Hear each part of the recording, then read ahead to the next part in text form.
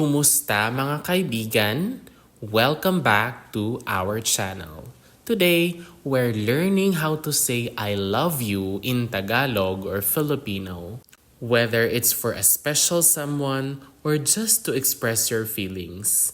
Let's get started.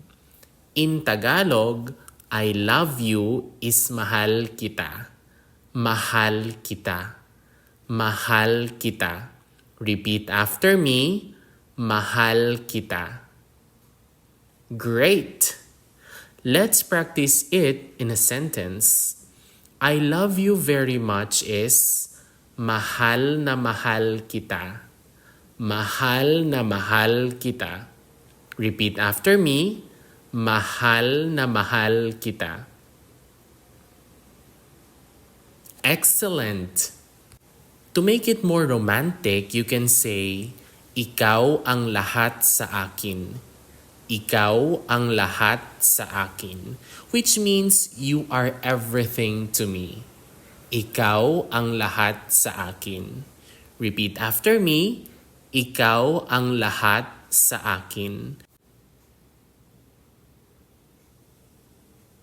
Or you can also say, ikaw ang lahat sa akin.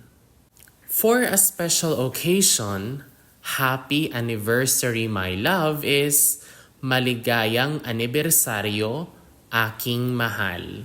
Maligayang anibersaryo aking mahal.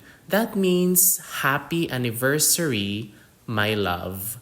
Maligayang anibersaryo aking mahal. Repeat after me. Maligayang anibersaryo aking mahal.